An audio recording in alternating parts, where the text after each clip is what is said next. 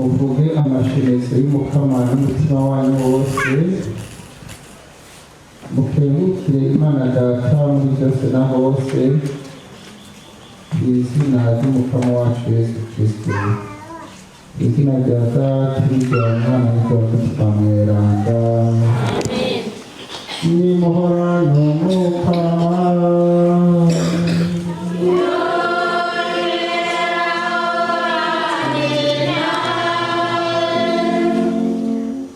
Agira neza byose, abatwumva abakiza bakumva, ibiragi nabyo bikavuga. Ayo ni amajambo y'ubukengurutsi ababonye igitangaro umukama Yesu akoze cyo gukiza uwaragenda neza no kutavuga no kutumva ishengero riza kuvuga. None rero mucamumva kuri mwumvise bino munsi byinshi cyane n'icyifuzo n'icyemezo nahisemo muri byo muburyo bwo guvuka no muri uwo mugwi komera izwi n'umuzima kandi agira neza byose. Yesu Kristo ni muzima ari ku kivi, nicyo nyene umwanditsi w'inkuru z'Amariko azatwereka.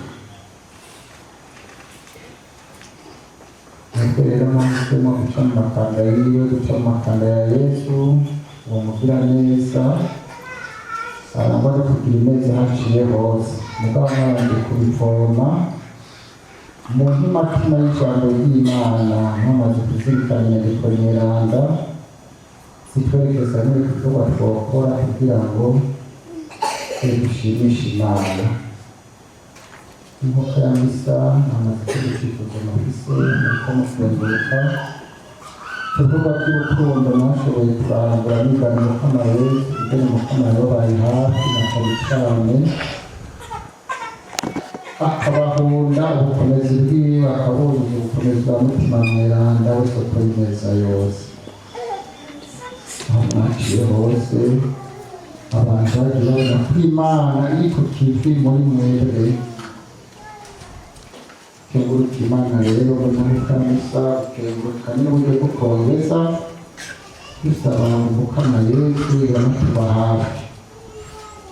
Ego n'ibyo neza turabikora, ariko kenshi ugasanga n'inabi nayo nyine yitambitse imbere, natwe ugasanga twayikoze twayikuyemo. Rero hamwe turabe dusaba ikigongwe, ariko ukengurutse tugomba kugira Imana twaje gusenga muri n'amuka ya misa tukakirwa. Mbirega ku Mana rugira byose.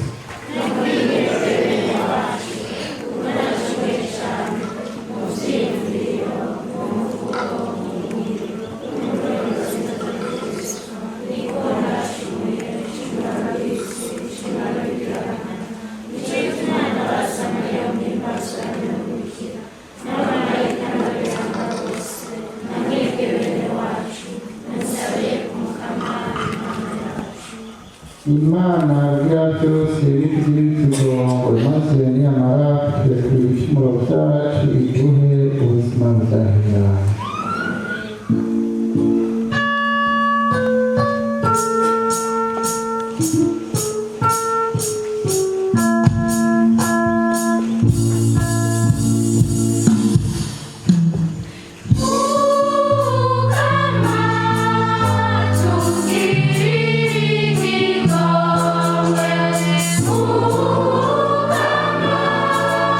To be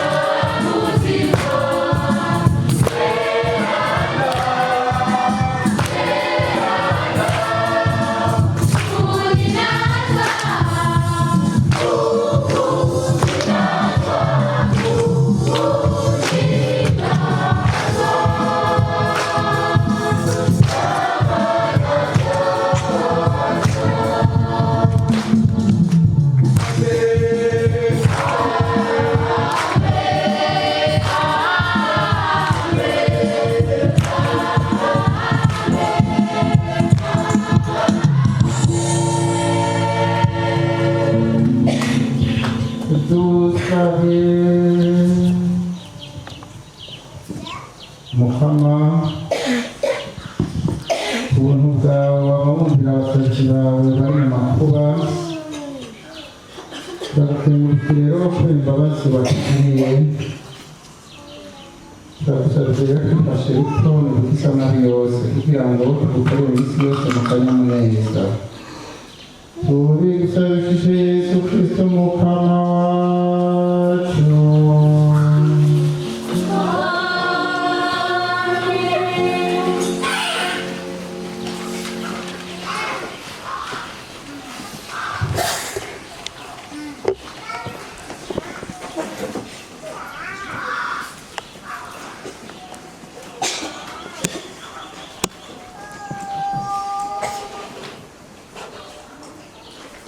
Dusoma mu gitabo cya mbere cy'abantu. Umunsi uri izina Yerobowamu avuye Yeruzalemu, umuhanuzi Ayasi wo muri Silo aramuhambya mu nzira. Ayasi yari yambaye umutamana mushasha, kandi nta n'umwe yari kumwe nawe bombi. Araheza Ayasi afatanya umutamana yari yambaye awutaburamo ibitabo 12.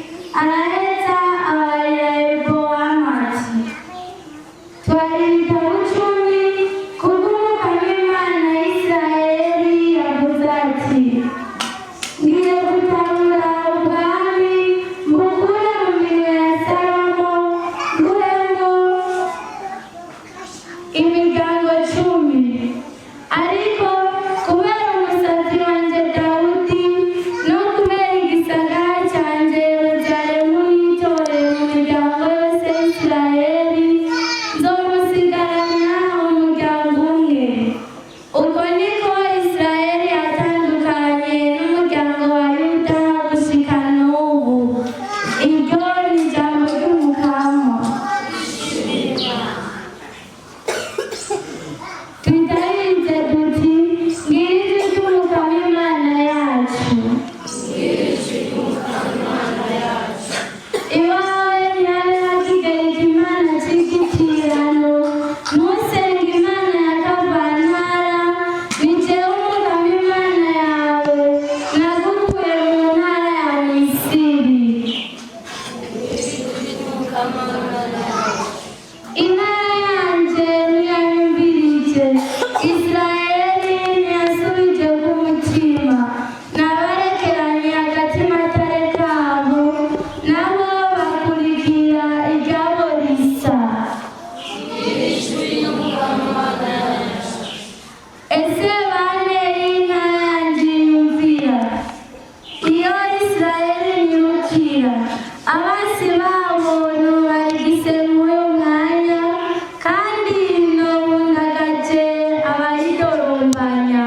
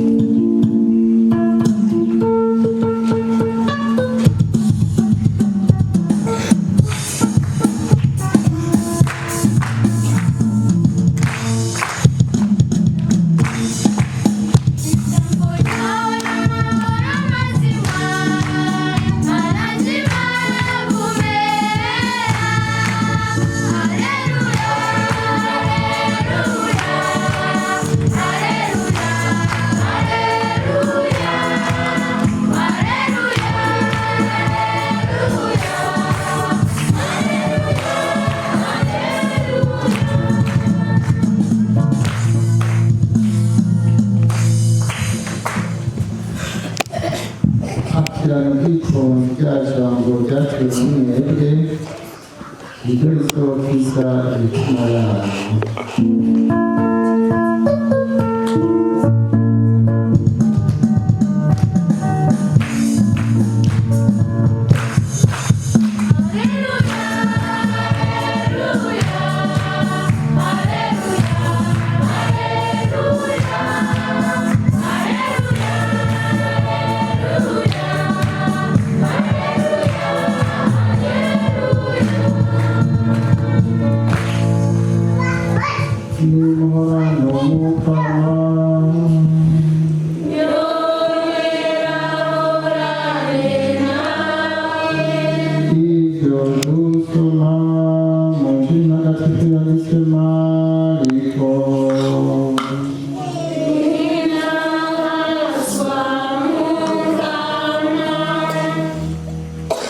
Yesu yapfuye ikiri akayisidoni amakubita ku kiyaga cy'ugarire aza mu ntara ya Dekapoli. Barahise bamuzanira umuntu atumva kandi w'ikiragi bamusaba ngo amubike ku biganza. Yesu rero amukura mu ishengero aramwihereranya amushyira intoke mu matwi, arahise ashyira amatwi ayamukoza ku rurimi, hanyuma aramagara hejuru arihuta ati efeta, uvuga ngo sibuka. Inyamatwi arazibuka, bino nyene rwa rurimi ruragohoroka, wa muntu akavuga atobora. Yesu rero arabiharikiriza ngo ntihagire uwo babibwira, kuko yari babusa ariko babashirizaho kubikuriza hose. Bari batamariwe bavuga bati agira neza vyose, abatumva barabakiza bakumva, ibiragi navyo bikavuga. Dushemeze ijambo ry'Imana.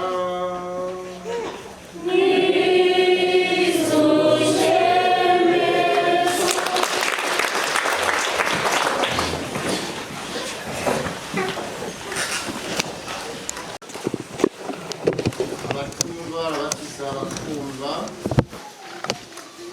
ibiragi navyo bikavuga. Ayo niyo majambo y'ubukengurutsi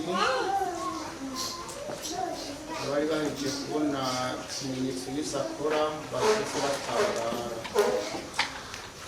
Umukama Yesu umwanditsi w'inkuru nziza Mariko Mweranda mutweretse ari mu ntara y'abapagani ariko arakora ibimenyetso. Bityo hari igitangaro yakoze n'uyu munsi arasubiye. Igitangaro rero umukama Yesu akoze uyu munsi kuzibura amatwi, kugorora ururimi.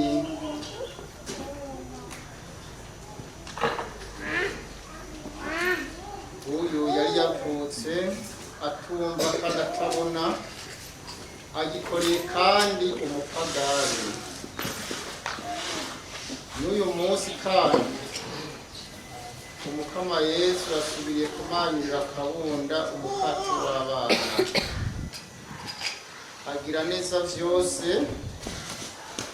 abatumva arabakiza bakumva, ibiragi navyo bikavuga. Ayo majambo rero ishingiro ry'abantu bose rimaze kubona ibibaye,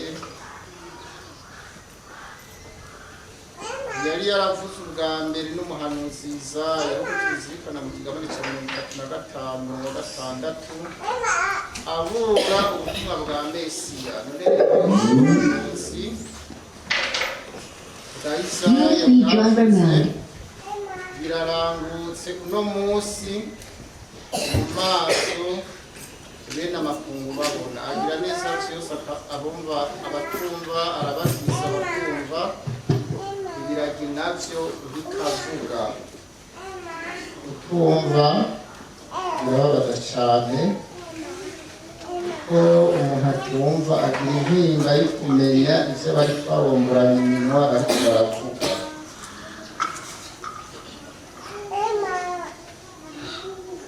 Kutavuga navyo bibabaza cane, kuko hari ico umuntu aba afise ku mutima agomba gusohora, agomba kuvuga ariko ntibikunde. Umuntu atumva kandi ntanavuge, we muca mwumva yuko ari urwuri, agira intimba agira neza vyose, abatumva arabakiza bakumva, ibiragi navyo bikavuga. Ego cane umukama Yesu agira neza vyose. Mwebwe muhurikiwe muri uwo muvukano, mwashimye guca mu makanda yiwe no mwigana. None nyene umwigishwa mwiza yigana umwigisha. Mugomba guca mu makanda yiwe murangwa n'ineza, murangura aho muciye hose. Nk'uko umukama Yesu afashije abatumva bakumva akabakiza, ibiragi navyo bikavuga. Muri icyo gitangaro rero umukama Yesu akoze, umwanditsi w'inkuru nziza Mariko ashatse kudufasha gutegera Umukama Yesu aranguye icyo umuryango wose wa Isirayeli wari urindiranye umwizero mwinshi. Umukama Yesu aranguye icyo Imana yari yaraganiye abayo iciye mu kanwa k'abahanuzi beranda. Urukiza Imana yari yaraganiye iciye ku bahanuzi rurahagaze mu kugira umuntu abushitse. Igitangara akoze n'irema rishasha, aho kubera kwemera abantu bahise bakagira amatwi yumva neza kandi bagategera neza amajambo yanditse mu bitabo bitagatifu, bakanamariraho kandi kwivugiriza by'agatangaza Imana ikorera abayo. Itangaro Umukama Yesu akoze kirerekanye yuko ukuboko kw'Imana kuri ku kivi. Gukora icyo gitangaro Umukama Yesu yarishije kugira ngo iryo shengero ry'abantu ndetse ryihuta n'ingoga kuvuga ko ariwe Mesiya, ashaka ko icyo byamenyekana igihe Umukama Yesu azobambwa ku musaraba agapfa hama akazuka. Agira neza byose, abatumva barabakiza bakumva, ibiragi navyo bikavuga. Kavuka nyine agomba kubabwira yuko uwo Yesu atsiguye amatwi akanamugorora ururimi niwe ashobora kumva no kuvuga neza. Ubumuga bukomeye bwo kuragenda. None rero Umukama Yesu tumukundire akuzigurira amatwi kandi atugorora ururimi ngo ushobore kumva no gutegera ijambo ry'Imana dusanga mu nyandiko nyeranda. Tubone no kuri Nahazimana twiguriza by'agatangaza. Umukama Yesu agasiba kuturangurira mu buzima kuko Umukama Yesu ni muzima muri Eklesiya yiwe, ni muzima mu buzima bwacu bwa misi yose. Amen.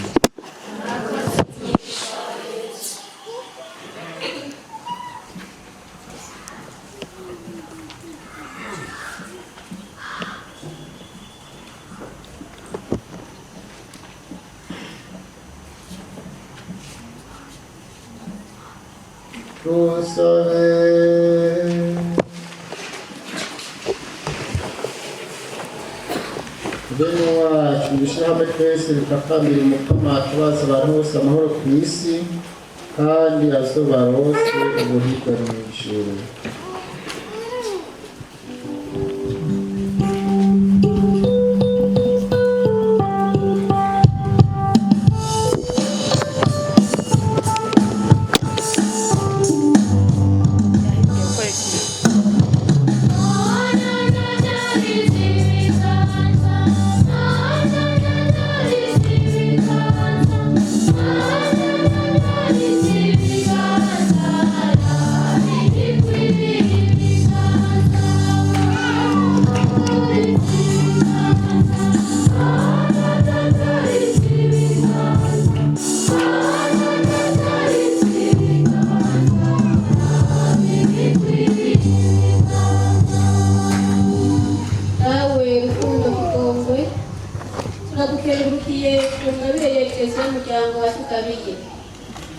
Turaguhereje abo warishinze, umuvyeyi wacu Papa, abepiskopi, abasaseredoti n'abadiyakoni. Rubaronse ingabirano za Mutima Mweranda kugira ngo bashobore kurongora, kwigisha no gutagatifuza umuco wabashinze. Reka Yesu Kristo umwami wacu twumvire se dawe twizeye.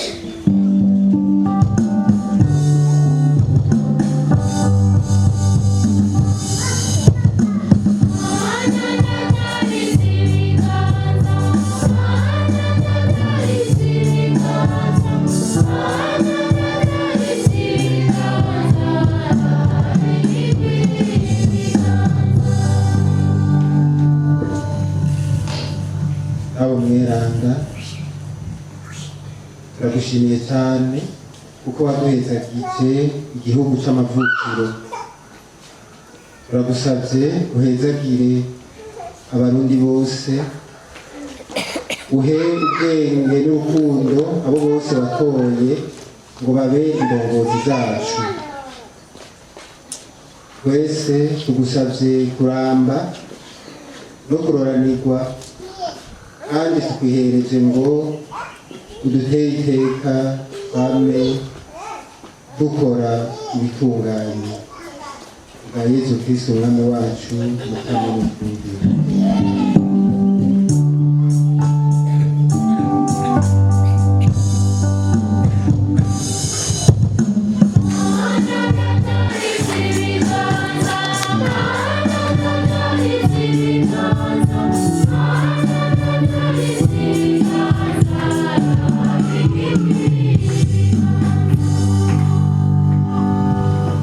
Uwiteka nyakubahwa ku ngoma, wowe uri se w'umwami wacu Yesu Kristo, turagukengurukiye cyane ko waturemye ukaturema mu ishusho ryawe.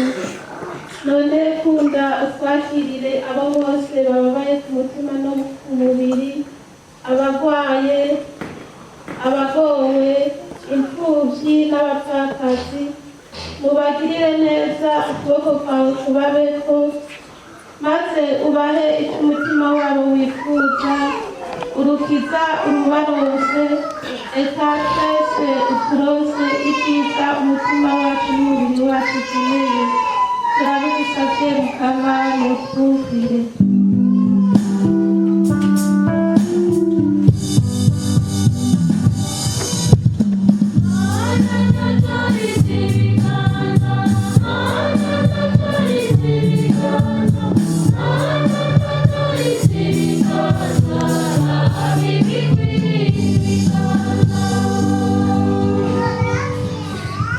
Kristo yagiye mu ijuru, izina ryawe ryeranda rirushizeho kurinazwa mu buzima bwacu. Turagukengurukiye cyane kuri iyi ngabirano y'ubuzima uyu munsi waduhaye twebwe abana bawe. Mukama, igihe cyose twihererana nawe, uyu munsi twari twaragusabye kusobana natwe, ukaduhezagira, ukatubohora, ukadutabara, ukatwakirira akabuto kacu gakomoka ku mutima w'urukundo nk'uko Yesu Kristo yabiduhaye ko iragi. Ijambo ryawe ryatubwiye ingene ushaka ko tugutabaza kugira ngo udutabare, uduhumure, udukize indwara zitandukanye. None rero se Mukama, duhuje umutima n'abari ku mpande zine z'isi, turi umuvukano rukristo. Urabagiza imirimo y'urukundo tumaze iminsi tuguhereza, urabagiza baduhaye ibitwaro bari mu mpimba yongaye Gitega, kandi tubashira hamwe n'abandi batunuriye mu mpimba zitandukanye cyane iziri muri iki gihugu cyacu cy'u Burundi. Baradutumye batubwira ngo nitwaba mu mwuka ya misa tuzobavugire ko bafise umutima ushima Imana, ariko kandi ngo ko bashaka ko yo batunganiriza. Mukama, turashikanye ubutumwa baduhaye turahise. Igihe twagenzera abarwayi baratubwiye ngo mubwire Imana ko banezereje nuko bababaye ariko bagifise umwe muzabazima. Ngo ariko uwo mutima w'amashimwe yacu uzogere ku Mana ituzanire ubutabazi. None rero se Mukama, turazi ko natwe twese dukoraniye ngaho mu mitima yacu, ukuboko k'ukuryo ufise amashimwe ariko ukubafu ufise imitwaro. Turagusabye ngo nk'uko watugaragarije imbabazi zawe, wongere uturasane ko uhezagira abarundi n'abarundikazi bose, cyane cyane abagize uyu muvukano wo kugukunda binyuze mu kukurondera mu ijambo ryawe, kandi uhezagire abarundi n'abarundikazi aho bari ku mpande zine z'isi, ubohora ababoshe, uruhurira abarushe, uduhe ibyiza byose twagusabye, uturinde kubabara, uduhe gutungana kuko nawe uri Imana itunganye.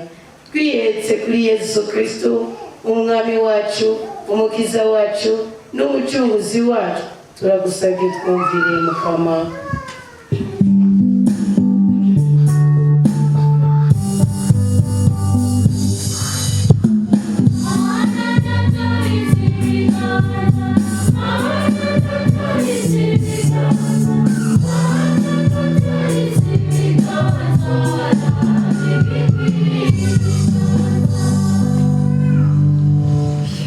Mukama mana yacu, Kristo n'amagara yacu, tega amatwi Kristo yawe ipambaza itume n'urukundo rumukomokako rwose nje tugusaba turakwizigiye ubu bigusabishije Yesu Kristo umukama wacu.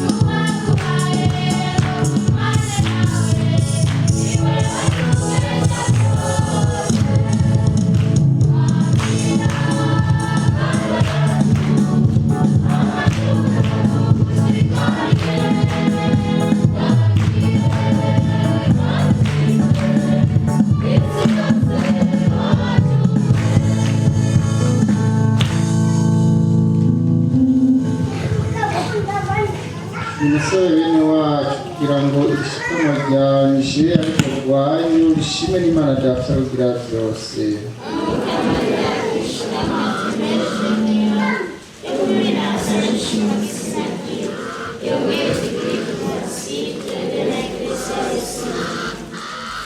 Mama, iyo waduhereye umwana wawe ngo adukise urupfu n'akabi kose turagusavye ngo ushime kwakira inkuka tuguhereje mu gukengurukira uko wadukirije ibiduhagarika umutima byose ubigusabishije Yesu Kristo Mukama wacu.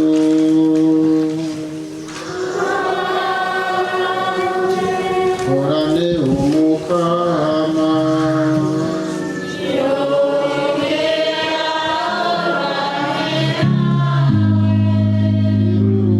umutima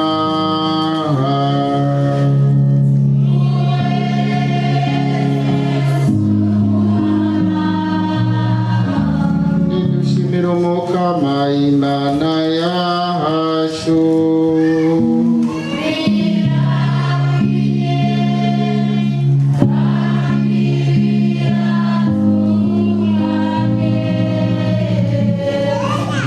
Birakwiye kandi biratunganye kuko tunaza tukawukengurukira iminsi yose na hose. Wowe Mukama muvyeyi mweranda Mana mushobora byose kandi wamaho, naho udakeneye ko tugushimagiza uraduha umutima wo kugukengurukira nkako amashemezo yacu n'amukuririza no mu kanwa gatoyi nitwebwereho ashikiriza ubukiriro bwa Yesu Kristo Mukama. Niwe abari mu ijuru no ku isi be n'abamarayika bose uko bangana badahengeshanya gushemeza no guhayagiza mu kuvuga bati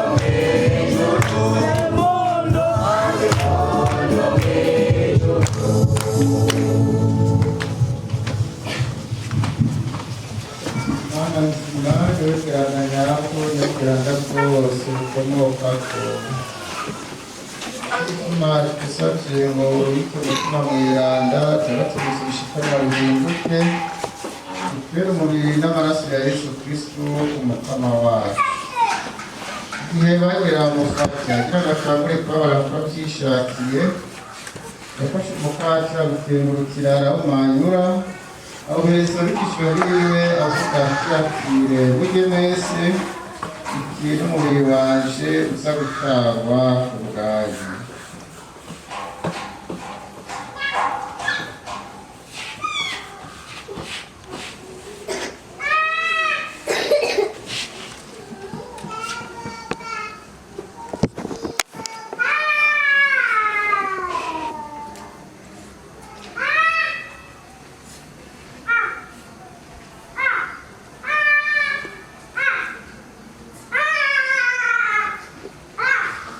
Bamaze gufungura agira kwa kundi afata ikarisi yongera gutenguruka ahereza abigishwa biwe avuga ati akire mumwe mwese iyi ni ikarisi y'amaraso yanje, amaraso y'isezerano isezerano rishasha kandi rizokwamaho, aza guseswa ku bwanyu no ku bwa benshi abafise ibicumuro, ivyo murabigire munyibuka.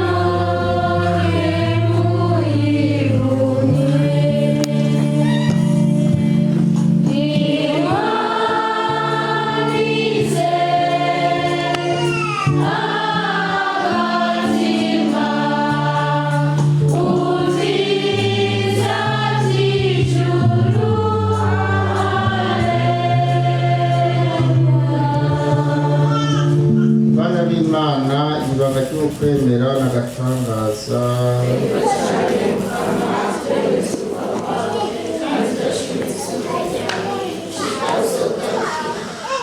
mwene umutima w'igufani kutuka kw'Imana wawe ukagoreza umukate w'ubuzima n'ikarisi y'ibiciro ukanakenguruka kwaduteye iteka n'ukurenguka imbere yawe ngo tugushikanire imperuka turatakambira uturangana tukuramirize hamwe ariho umutima umwe tugusangira umubiri n'amaraso ya Kristo.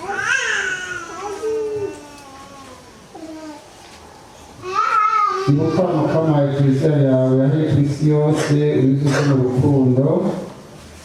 Ibuka Papa wacu Leo, Mwepiskopi wacu Bonaventure, ubandanye kwiga Mukama Gihugu waranguye umuryango wa Ekleziya ishekuru abavukanye bacu, babandanye bitwararika ibikorwa by'urukundo by'ubutabazi bigana umwana wawe. Wibuke n'abo bose bashinzwe umuryango w'abakristo. Mana nzima, ibuka kandi bene wacu bamaze kurenguka bakwitabira igihe kuzuka. Ibuka n'abo bose bamaze gusezera isi bakiri iwawe, bane mu muco w'ubwihaza bwawe. Na twebwe twitakambiye twese tugirira ikigongwe, twe dusangire nawe ubuzima budahera, twame tukurinahaza turi kumwe na Mariya muhimbaza nyina w'Imana, Yosefu muranga umukunzi wiwe, n'abatumwa n'abiranga bose baciye kuri isabatuni bawe, tugusabishe Yesu Kristo umukama wacu. Ugiwe hamwe nawe n'uri wenyine, nutega uteka ry'ugusengwa, Mana Data mushobora byose, hamwe na mutima mutagatifu, wongere uninase mu myaka yose.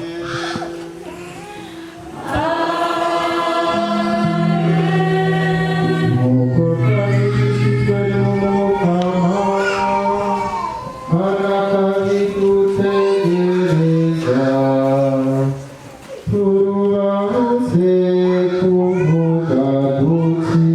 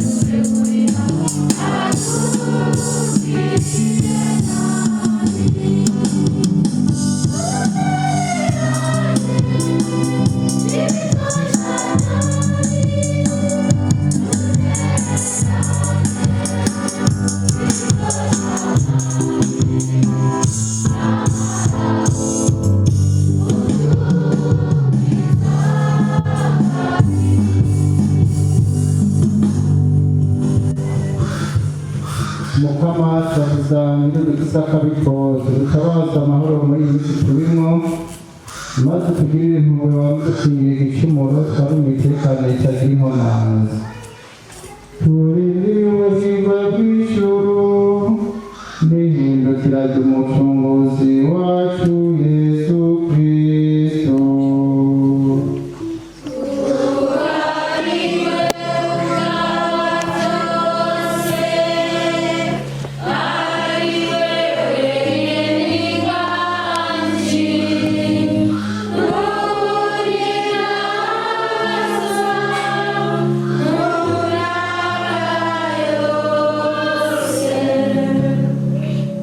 Mukama Yesu Kristo wabwiye abatumwa bawe uti ndabasigaranye amahoro ndabahaye amahoro yanje nturabe ibicumuro byacu abanyabukwe nakure Kristo yawe uyitabaze amahoro n'ubumwe maze ishaka ryawe rirambuke wewe ubuzima n'iroma mu myaka yose.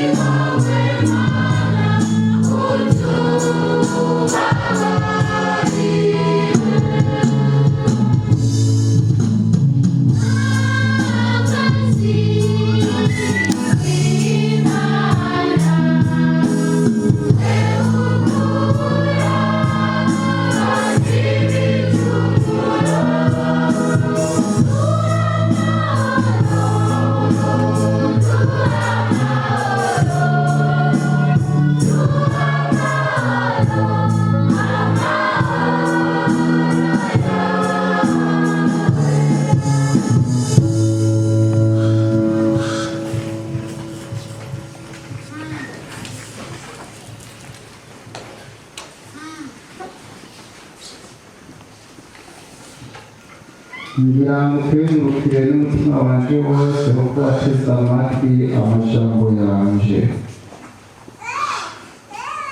barahiwe bakuru b'Imana ngw'imwagazi w'Imana ngw'ukura abantu ibicumuro Mukama ntibinkwiriye koza umutima wanje bavuga ijambo na rimwe umutima wanje ushira.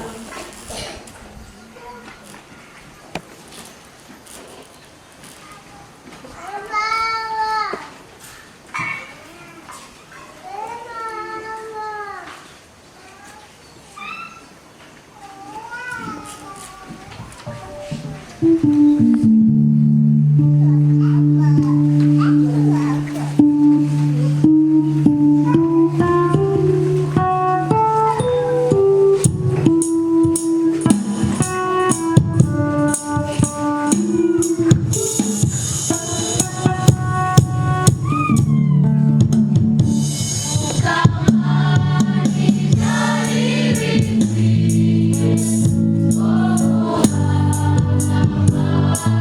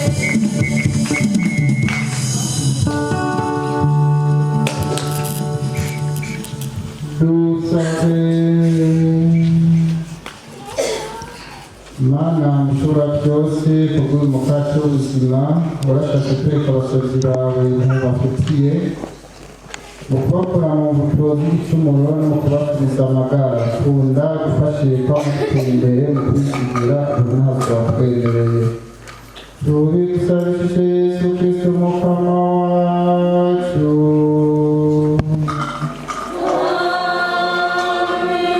nimuhorane umukama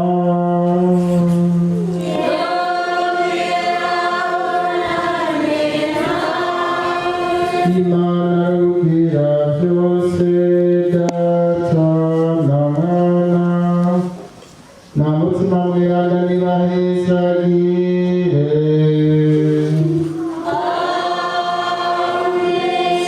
Senguruke turashikanye